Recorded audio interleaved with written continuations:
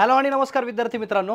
So ज्या गोष्टीची आपण खूप जास्त आतुरतेने वाट पाहत होतो ते म्हणजे IBPS AFO किंवा IBPS YSOचं नोटिफिकेशन, हे डिटेल नोटिफिकेशन या ठिकाणी आलेलं आहे. तेव्हा या व्हिडिओमध्ये IBPS AFOच्या डिटेल नोटिफिकेशन बाबतीत की एलिजिबिलिटी क्रायटेरिया काय असेल, एक्झाम पॅटर्न काय असेल, सोबत नंबर ऑफ वॅकन्सीज वाढतील का, कशा आहेत, बरोबर आहे का, सोबत सगळं बेसिक स्ट्रक्चर कसं असेल किंवा बँकचा प्रिफरन्स आपण कशा पद्धतीने दिला पाहिजे, या सगळ्या गोष्टी आपण या व्हिडिओमध्ये इत्थंभूतरित्या पाहणार आहोत. तेव्हा व्हिडिओ नक्की शेवटपर्यंत पहा आणि नक्की आवडल्यास लाईक करायला विसरू नका. चॅनलला नवीन असाल तर सबस्क्राईब करायला मात्र डेफिनेटली विसरू नका. पाहूया IBPS AFO किंवा YSOचं असलेलं जे डिटेल्ड नोटिफिकेशन आहे ते कशा पद्धतीचं आहे. 2024-25च्या ज्या वॅकन्सीज आहेत याच्यासाठी कशा पद्धतीनं IBPS AFOचा एलिजिबिलिटी क्रायटेरिया किंवा बाकीची सगळीच माहिती आपण इत्थंभूतरित्या पाहूयात. सो सगळ्यात पहिली महत्त्वाची गोष्ट म्हणजे काय की IBPS AFOचा किंवा बऱ्याच लोकांना हे माहीत नाही आहे की IBPS AFOचा नेमका रोल काय आहे किंवा काय आहे, कशा पद्धतीची पोस्टिंग असते, काय असतं, स्पेशलिस्ट ऑफिसर म्हणजे काय आणि या सगळ्या गोष्टींमध्ये फरक काय असतो. तर सगळ्यात पहिली महत्त्वाची गोष्ट म्हणजे काय की सर IBPS YSO म्हणजे काय. YSO या शब्दाचा अर्थ असा असतो स्पेशलिस्ट ऑफिसर. मग जसं IT चे काही स्टुडंट असतील तर बँकांना IT चे काही प्रोफेशनल लोक लागतात. ॲग्रिकल्चरचे काही स्टुडंट्स असतील तर बँकेला काही ॲग्रिकल्चरचे लोन देण्यासाठी ॲग्रिकल्चर फील्ड ऑफिसर लागतात. याच्यासोबत लॉ ऑफिसर असतील तर हे वेगवेगळ्या पद्धतीचे स्वतः प्रोफेशनल लोक जे आहेत हे बँकांना त्या पद्धतीने हायर त्यांना करायचे असतात. म्हणून बँक हे स्पेशलिस्ट ऑफिसरची किंवा स्पेशलिस्ट स्टुडंटची किंवा स्पेशलायझेशन झालेल्या स्टुडंटची रिक्रुटमेंट बँकेमध्ये करत असतं. आणि याच अनुषंगानं ॲग्रिकल्चरच्या स्टुडंटसाठी सुद्धा ॲग्रिकल्चर फील्ड ऑफिसरची रिक्रुटमेंट बँकांमध्ये होत असते की ॲग्रिकल्चर रिलेव्हंट लोन असतील किंवा ॲग्रिकल्चर रिलेव्हंट बाकीच्या काही गोष्टी असतील ह्या सांभाळण्यासाठी टिपिकली बँक जी आहे ॲग्रिकल्चरच्या स्टुडंटचं रिक्रुटमेंट बँकेत करत असते. पण बँकांमध्ये जर आपण नॉर्मली पाहिलं तर बँकांमध्ये आपल्याला दोनच पोस्ट जास्त करून दिसतात. एक आहे ती म्हणजे ऑफिसर आणि दुसरी असते ती म्हणजे क्लरिकल किंवा असिस्टंट. सो ऑफिसर लेवलला जनरल बँकिंग ऑफिसर असतं आणि स्पेशलिस्ट ऑफिसर असतं. दोघांनाही ऑलमोस्ट सॅलरी, पोझिशन किंवा असणाऱ्या पॉवर्स ह्या ऑलमोस्ट बऱ्यापैकी सेमच असतात. बरं, मग IBPS YSOच्या बाबतीत जर पाहिलं किंवा AFOच्या पोस्टच्या बाबतीत पाहिलं तर जनरलाइज कामं काय काय असतात. तर IBPS AFO किंवा YSO जे आहेत हे टिपिकली क्रेडिटमध्ये जास्त करून काम करतात. जसं की उदाहरणार्थ वेगवेगळ्या पद्धतीचे लोन देणं असेल, लोन रिकव्हरी करणं असेल किंवा फॉलोअप ऑफ द लोन असेल किंवा pre sanction inspection of the loan असेल तर लोन रिगार्डिंग कामं जी आहेत ही AFOला करावी लागतात. आता दुसरी महत्त्वाची गोष्ट, व्हॉट अबाउट द सॅलरीज. जर तुम्ही रिसेंटली असलेल्या AFOच्या सॅलरीज पाहिल्या असतील तर यांच्यामध्ये अलाउन्सेस वगैरे या सगळ्या गोष्टी पकडून एक अराउंड 75,000 to 80,000च्या आसपास सॅलरी ही तुम्हाला AFOला आलेली दिसेल. रोल जसं मी तुम्हाला सुरुवातीला सांगितलं की जास्तीत जास्त AFOला जे कामं आहेत हे सुरुवातीच्या काळामध्ये तरी सुद्धा ॲडव्हान्सेसमध्ये म्हणजे अर्थातच लोन प्रक्रियेमध्ये जनरली जास्त करून कामं यांना दिली जातात. पोस्टिंग कुठं असू शकते सर, तर मी सुरुवातीलाच तुम्हाला क्लिअर करून देतो. ॲग्रिकल्चर फील्ड ऑफिसरची पोस्टिंग ही ऑल ओव्हर इंडिया ही कुठेही असू शकते, रॅदर दॅन आता प्रोव्हिजनरी ऑफिसरच्या सुद्धा पोस्टिंग ऑल ओव्हर इंडिया ह्या कुठेही आपल्याला पाहायला मिळू शकतात. सेंट्रल गव्हर्नमेंटच्या अखत्यारीत असलेल्या ह्या जागा दिसतील किंवा टिपिकली नॅशनलाइज बँकांमध्ये ह्या जागा दिसतील. म्हणून यांची पोस्टिंग जी आहे थ्रू आउट द इंडिया आपल्याला दिसू शकते. सर महाराष्ट्रामध्ये याची पोस्टिंग होऊ शकते का, तर होऊ शकते, त्याही पद्धतीनं होऊ शकते. महाराष्ट्राच्या बाहेर होऊ शकते का, तर त्याही पद्धतीनं होऊ शकते. बरं, आता पाहूयात आपण की AFOच्या बाबतीत नेमक्या काही महत्त्वाच्या असलेल्या डेट्स की कोणत्या कोणत्या डेट्स ह्या महत्त्वाच्या आहेत ॲग्रिकल्चर फील्ड ऑफिसरच्या किंवा कोणत्या कोणत्या एक्झाम फॉर्म कधी भरायचे आहेत, कधी लास्ट डेट आहे, कधीपर्यंत आपलं कंपल्सरी पेमेंट जे आहे हे झालं पाहिजे, ह्या सगळ्या गोष्टी. सगळ्यात पहिलं ऑनलाईन रजिस्ट्रेशन जे स्टार्ट होणार आहे ते होणार आहे 1 तारखेला, म्हणजे ज्या दिवशी आपण हा व्हिडिओ रेकॉर्ड करतोय, ज्या दिवशी नोटिफिकेशन आलं आहे म्हणजे 1 ऑगस्टपासून ते जवळपास 21 ऑगस्टपर्यंत आपण ऑनलाईन रजिस्ट्रेशन याचं करू शकतो. बरं, आता ॲप्लिकेशन फॉर्म जे आहेत जे आपल्याला फिल करून सबमिट करायचे आहेत याची लास्ट डेट 21/8/2024 अर्थातच 21 ऑगस्ट रोजी आपल्याला लास्ट डेट असणार आहे. ते ॲग्रिकल्चर फील्ड ऑफिसर किंवा YSOचे फॉर्म भरत असताना लास्ट डेट ही या पद्धतीने आपल्याला दिसेल. बरं sir, what about the call letter. Online एक्झामिनेशनचे प्रीचे हॉल तिकीट्स कधी येतील, तर हे ऑक्टोबर 2024 मध्ये आपल्याला आलेले दिसतील. का, कारण IBPS AFOची एक्झामिनेशनची प्री एक्झामिनेशन होणार आहे ही होणार आहे नोव्हेंबर 2024. पण जसं कॅलेंडरमध्ये दिलेलं आहे तसं 9 नोव्हेंबर 2024 रोजी IBPS AFOची प्री एक्झामिनेशन आपल्याला झालेली दिसेल. Number 2, what about the mains examination किंवा रिझल्ट. जेव्हा प्री एक्झाम झाली तर याचा रिझल्ट कधी लागेल. IBPS AFOची 9 नोव्हेंबरला परीक्षा झाल्यानंतर नोव्हेंबर महिन्याच्या एंडिंगपर्यंत म्हणजे 15-20 दिवसांमध्ये जनरली रिझल्ट जो आहे तो लागत असतो किंवा डिसेंबरच्या फर्स्ट वीकमध्ये. पण एवढ्या दूर जनरली आतापर्यंतचं हेच ऑब्झर्वेशन आहे, एवढ्या दूर रिझल्ट ते नेत नाहीत. तर टिपिकली आपल्याला नोव्हेंबर एंडिंगपर्यंत याचा निकाल लागलेला दिसेल. त्याच्यानंतर mains examination call letter for the online mains examination, की जर सपोज तुम्ही AFOच्या प्रीला क्वालिफाय झालात, AFOची प्री तुम्ही क्रॅक केली, क्वालिफाय झालात, तर मेन्सला क्वालिफाय झाल्यानंतर ती एक्झामिनेशन असणार आहे डिसेंबर 2024ला, ज्याचे कॉल लेटर डिसेंबरच्या फर्स्ट वीकमध्ये तुम्हाला आलेले दिसतील, मोस्टली दिसतील. बरं, मग डिसेंबर महिन्यामध्ये सर एक्झामिनेशन ही अप्रॉक्सिमेटली म्हणजे 14 डिसेंबर ही टेंटेटिव्ह डेट जी आहे ही IBPSने दिलेली आहे. 14 डिसेंबर 2024ला IBPS AFOची मेन्स एक्झामिनेशन ही होताना आपल्याला या ठिकाणी दिसेल. Sir what about the declaration of result? आता यावर्षी झालंय काय की दरवर्षीपेक्षा यावर्षी एक्झामिनेशन थोडीशी एक सव्वा महिना अलीकडे आलेली आपल्याला दिसते, 1-1.5 महिना अलीकडे आलेली दिसते. त्यामुळे याच्या रिझल्टच्या बाबतीत नेमकं काय आहे, तर IBPS AFOचा मेन्सचा जो रिझल्ट आहे हा जानेवारी-फेब्रुवारीमध्ये लागेल.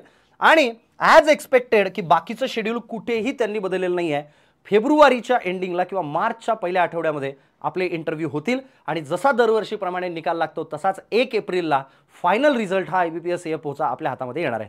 अर्थातच काय की नोव्हेंबर 9 पर्यंत आपल्याला प्री एक्झामिनेशन जे आहे नोव्हेंबर 9ला आहे, मेन्स एक्झामिनेशन 14 डिसेंबरला आहे, ज्याचे इंटरव्ह्यू फेब्रुवारी एंडिंग किंवा मार्च स्टार्टिंगच्या वीकमध्ये होतील आणि ज्याचा ओव्हरऑल रिझल्ट म्हणजे पूर्ण निकाल जो आहे हा संपूर्ण निकाल 1 एप्रिल 2024ला 1 एप्रिल 2025ला हा आपल्या हातामध्ये येईल. बरोबर, मग आता जाऊया थोडंसं पुढे आपण की एप्रिल 2025मध्ये आपल्याला फायनल रिझल्ट जे अलॉटमेंट आहे ते आपल्याला या ठिकाणी मिळेल. बरं, आता जाऊया थोडंसं पुढे आपण की sir what about the age limit. आता एक गोष्ट आपण पाहत जाऊया. फॉर्म भरताना फॉर्म तुम्हाला 1 ऑगस्टपासूनच सुरुवात होणार आहे. IBPS.in www.ibps.in या वेबसाईटवरती जाऊन स्पेशलिस्ट ऑफिसरच्या कॅडरमध्ये जाऊन आपण हे फॉर्म, हे रिक्रुटमेंट प्रोसेसचे असलेले फॉर्म आपण या ठिकाणी भरू शकतो. पण आता नॉर्मली याचा एज क्रायटेरिया काय आहे, ॲज ऑन 1/8/2024 म्हणजे आजच्या डेटपर्यंत तुमचं एज हे नॉर्मली जर तुम्ही पाहिलं तर एज रिलॅक्सेशन हे तुम्ही टिपिकली पाहिलं तर शेड्यूल कास्टसाठी 5 वर्षाचं दिलेलं आहे. अदर बॅकवर्ड क्लास म्हणजे OBCसाठी साधारणतः 3 वर्षाचं दिलेलं आहे, ज्यांच्याकडे नॉन क्रिमिनल आहे. बरोबर आहे का? याच्यासोबत की जे राईट्स म्हणजे ज्याला आपण टिपिकली दंगा वगैरे नियंत्रण त्याच्यामध्ये जर काही पर्सन्स असतील, बरोबर आहे, किंवा डिसॅबिलिटीवाले काही पर्सन्स असतील, बरोबर आहे का, डिसॅबिलिटीवाले काही जर पर्सन्स असतील तर या डिसॅबिलिटीवाल्या पर्सन्सला 10 वर्षांचं रिलॅक्सेशन दिलेलं आहे. बाकी एक सर्व्हिसमॅन किंवा ह्या सगळ्या गोष्टी ज्या आहेत यांना 5-5 वर्षांचं रिलॅक्सेशन दिलेलं आहे नॉर्मल एज क्रायटेरियापासून. बरं, तर आता पुढे जाऊयात आपण 30च्या पुढे. आता नॉर्मली जर आपण पाहिलं तर सर हे सगळं लक्षात आलं. आता नेमके कोणते ग्रॅज्युएट्स कारण काय IBPS YESOला नेमके कोणते ग्रॅज्युएट्स एलिजिबल आहेत किंवा कोणते ग्रॅज्युएट ही परीक्षा देऊ शकतात, what is the eligibility criteria. तर मुळात म्हणजे काय की तुमची 4 वर्षाची प्रोफेशनल डिग्री असणं कंपल्सरी आहे. IBPS AFOचा पेपर देण्यासाठी, मेन्स किंवा ही एक्झामिनेशन देण्यासाठी 4 वर्षांची प्रोफेशनल डिग्री आपल्याला कंपल्सरी आहे.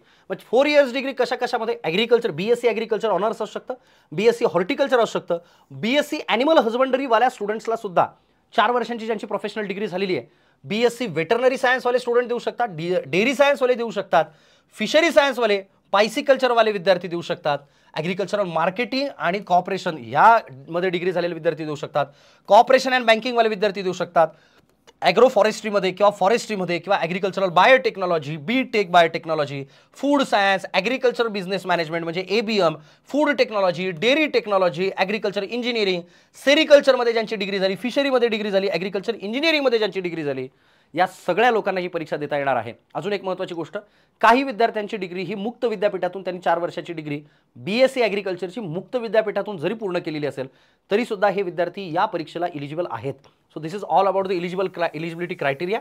त्यामुळे जे विद्यार्थी बाकीचेही अलाइड ब्रांचेसचे विद्यार्थी असतील, वेटरनरी सायन्स असेल, ॲनिमल हजबंडरी असेल, डेअरी टेक्नॉलॉजीचे काही विद्यार्थी असतील तर हे विद्यार्थी सुद्धा या परीक्षेला इलिजिबल असलेले आपल्याला या ठिकाणी दिसतील.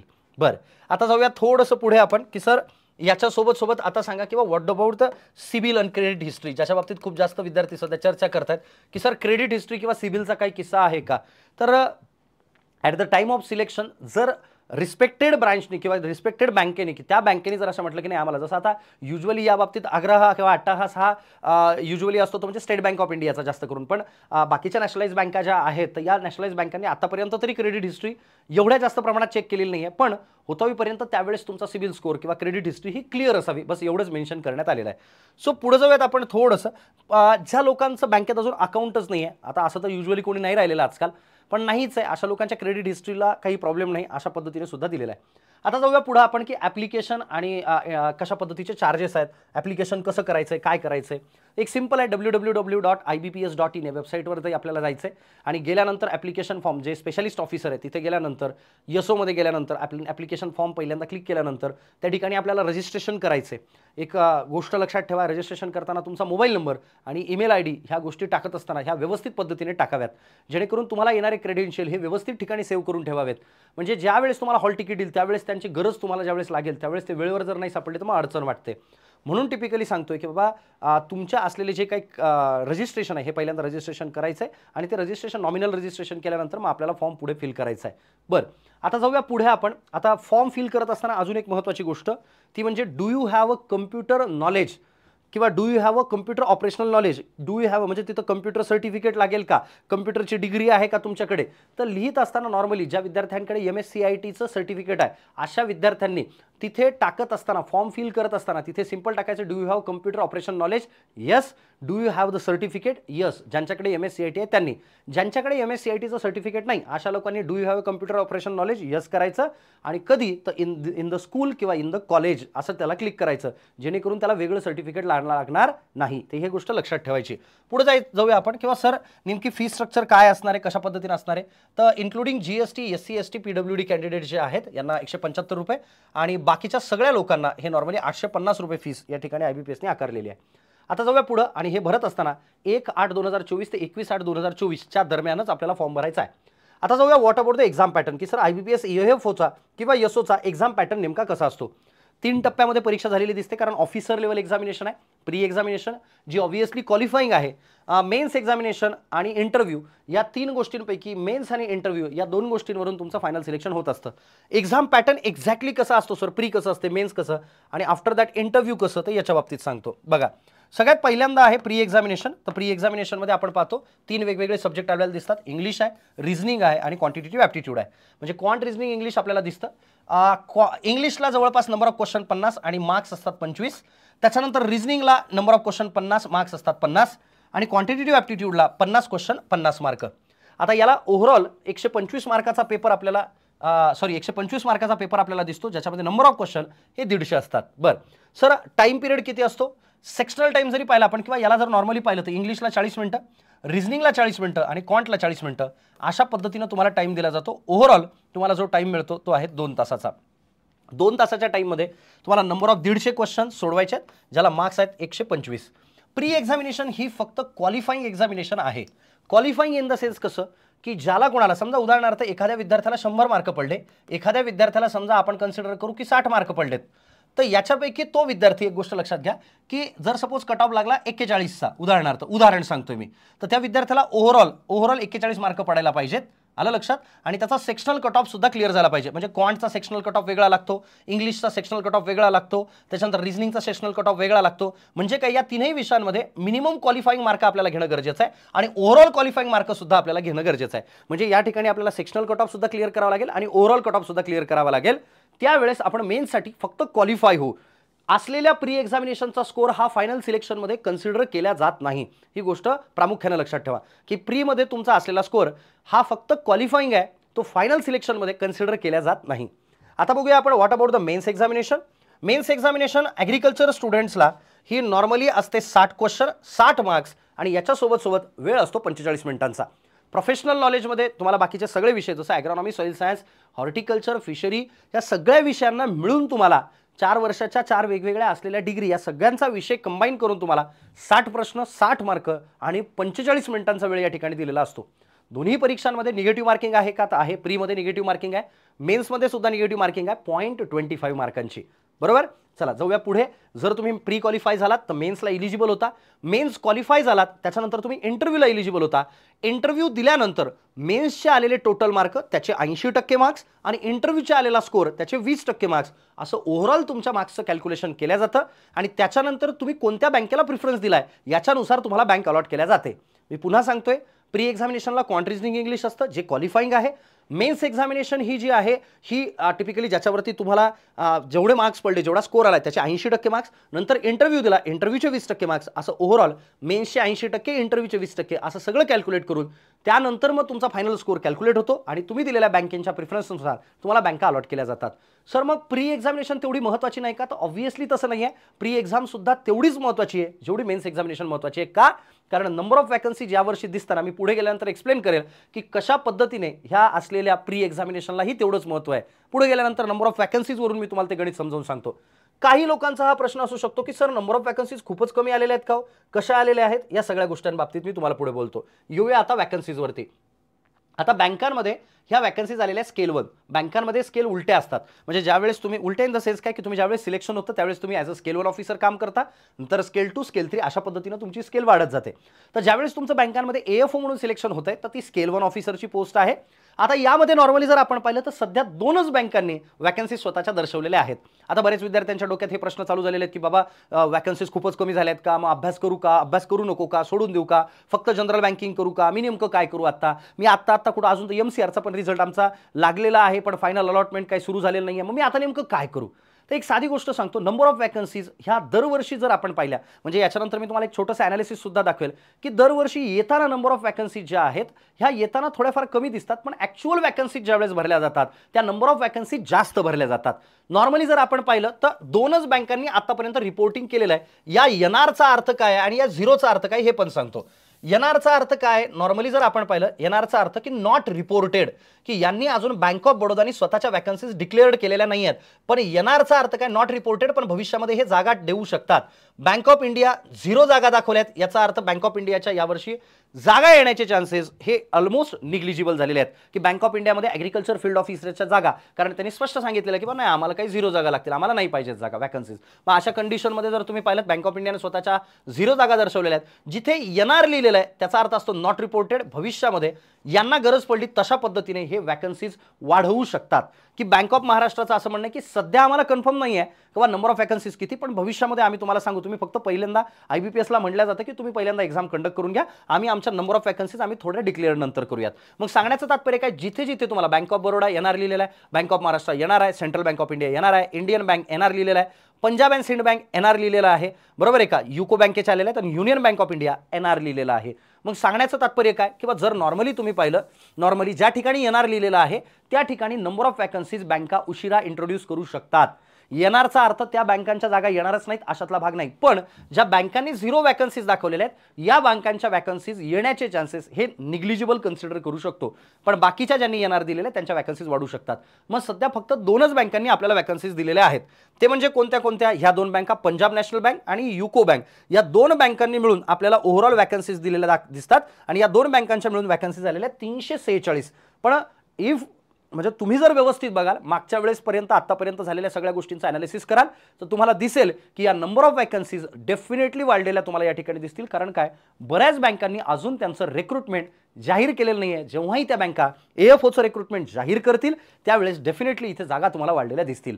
आणि सर मग हे याच्या आधी असं झालेलं आहे का? तर हो, इव्हन दो दरवर्षी अशा पद्धतीनं झालेलं आपल्याला या ठिकाणी दिसतं.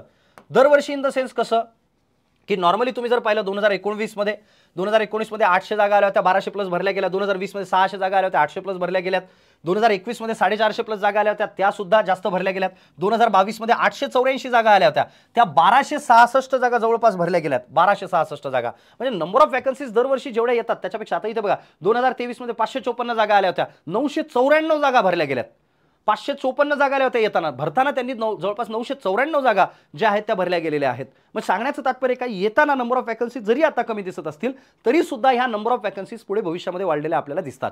बरं, आता होईपर्यंत काय? बँकांचा प्रिफरन्स कसा टाकावा? ज्या बँकांच्या जागा आल्यात त्या बँकांचा प्रिफरन्स पहिल्यांदा टाकावा का?